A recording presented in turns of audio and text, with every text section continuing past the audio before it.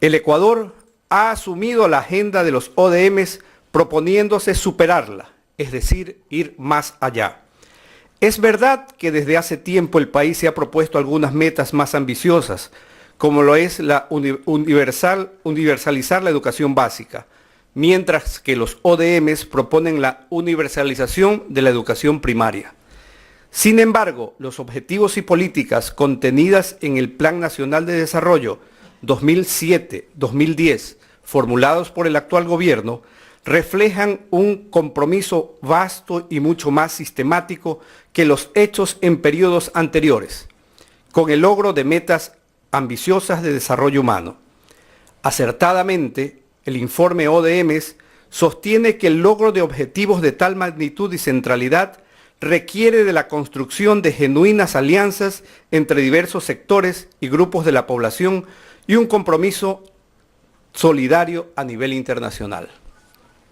Este informe presenta la mejor y más actualizada información que se tiene sobre el estado y perspectivas para el logro de los ODMs en el Ecuador. Incluye datos y análisis sobre el nivel local, precisando así la magnitud y distribución de las inequidades que existen entre las regiones del país. Diversifica los indicadores e introduce indicadores novedosos de formulación nacional, que permiten hacer más relevante aún el análisis. Por ello, este informe supera con mucho el primer informe nacional y constituye una rica línea de base para el Plan Nacional de Desarrollo y otros esfuerzos de planificación a nivel sectorial y local. El sistema de las Naciones Unidas en el Ecuador se siente complacido por la posibilidad que las agencias de la ONU hayan tenido la oportunidad de aportar a la preparación de este informe mediante una relación profesional, estrecha y ejemplar con los equipos nacionales dirigidos por la Secretaría Nacional de Planificación y Desarrollo SEMPLADES, así como los equipos ministeriales de las provincias y de las ciudades. Agradecemos en especial a los colegas del Centro de Investigaciones del Milenio CISMIL por su profesionalismo y compromiso.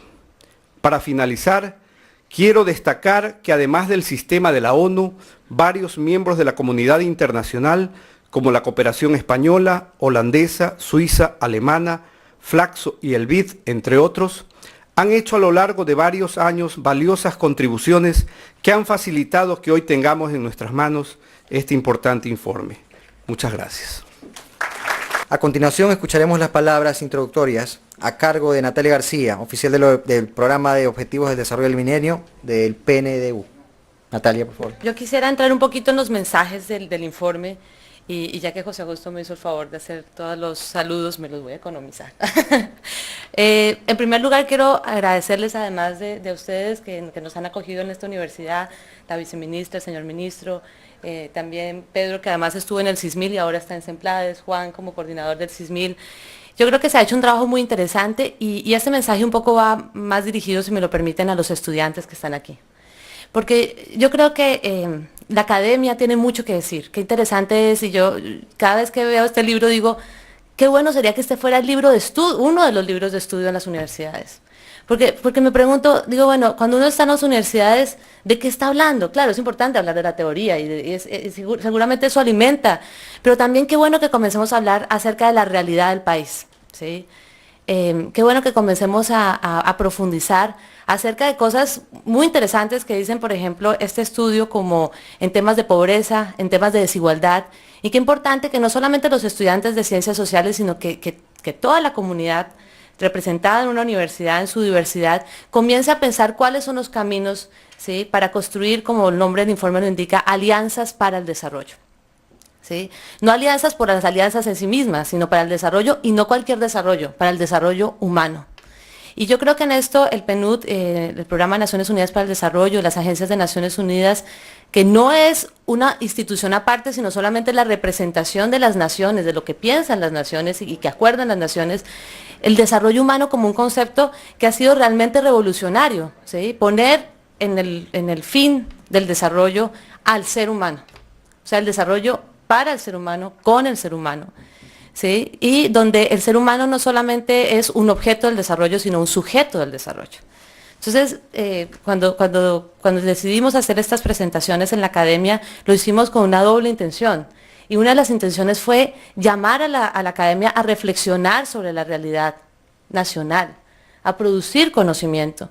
Y esperaríamos nosotros que esto solamente sea no sé, como una tentación para comenzar a reflexionar qué es lo que está pasando en nuestros países. Hoy llegué de República Dominicana, donde se hizo una reunión del equipo de América Latina para desarrollo humano, sobre el desarrollo humano, y la conclusión es abrumadora. O sea, la pobreza se redujo mucho en nuestros países, pero la inequidad aumentó. ¿Qué está pasando? ¿Sí? ¿Qué está pasando con nuestros países donde aparentemente muchos de ellos crecieron? Por ejemplo, el caso de República Dominicana es impresionante, es uno de los países que más creció. La pobreza incluso se redujo, pero las inequidades aumentaron. América Latina es la región más desigual en el mundo. Yo creo que esto es un llamado a la reflexión. Y una desigualdad que no solamente está representada entre ricos y pobres, una desigualdad de género, donde definitivamente, aunque si bien la matrícula entre hombres y mujeres se ha equiparado en la mayoría de países de América Latina, la verdad es que las mujeres que llegamos a cargos laborales, a cargos de, digamos, de algún tipo de decisión, ganamos 1/3 menos que lo que gana un hombre. Las mujeres están siendo discriminadas en sus hogares, ¿sí? El tema de la violencia intrafamiliar es uno de los temas que se tocan en este informe y que tiene que ver con temas fundamentales como la educación, como la cultura. Yo creo que como la necesidad de autorreflexión de nuestras sociedades hacia futuro. La inequidad entre géneros, la inequidad étnica. Claramente, una mujer indígena de la sierra vive en peores condiciones que el resto de los ecuatorianos. Pero además no es una situación que está pasando solamente en Ecuador. En América Latina claramente los indígenas y los afrodescendientes viven en peores condiciones. La deuda social es muy grande. Y la otra inequidad que se ve representada en los países de América Latina es la inequidad territorial. Una inequidad que se reproduce dentro de cada uno de los países. Y el informe lo muestra claramente. Si bien el porcentaje de la pobreza, el número de individuos pobres es el 39%, hay zonas en este país donde hay más del 60%. Yo creo que ese es un llamado a la reflexión importante, porque siempre hablamos de la brecha que hay entre los países desarrollados y los países en vía de desarrollo, bien o mal llamados así. Pero ¿qué pasa cuando al interior de nuestros propios países claramente hay territorios que tienen mejores condiciones que otros? Yo creo que este informe, y por eso se llama Alianzas para el Desarrollo, es un llamado importante al tema de la inequidad. Ese es el tema fundamental. Donde los objetivos de desarrollo del milenio son un pretexto muchas veces, y no son suficientes claramente. Los objetivos del milenio tocan una agenda mínima, se establecen unos porcentajes en un periodo de tiempo determinado, pero claramente hacia donde tenemos que avanzar es hacia los derechos humanos, hacia el cumplimiento universal, o sea, el cumplimiento de los derechos humanos, donde se habla, por ejemplo, de temas tan importantes como la universalización.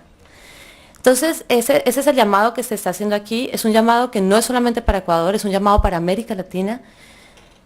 América Latina, vuelvo y repito, es la región más inequitativa del mundo. Yo creo que eso es muy importante reflexionarlo. Y yo creo que aquí hay una propuesta para las nuevas generaciones. Yo creo que hay que hacer un cambio generacional. Y un poco la ilusión de los que firmaron esa declaración del milenio, donde no solamente están los objetivos del milenio, los que firmaron esa declaración tenían también una ilusión, y era, no puede seguir pasando el tiempo. No es posible que sigan pasando los años, que haya cada vez más desarrollo tecnológico y la gente siga viviendo en las mismas condiciones de pobreza, de una pobreza indigna. Yo creo que la palabra de dignidad es un tema que hay que recoger otra vez en el tema del desarrollo. Hay que buscar condiciones de vida dignas. Y eso es una responsabilidad de todos nosotros. Y aquí, digamos, los estudiantes, los que tienen acceso a la educación, les corresponde también devolverle a su país, ¿sí?, como generación, la esperanza de un país mucho más equitativo, mucho más justo y mucho más digno. Y con esto me callo ya. Gracias.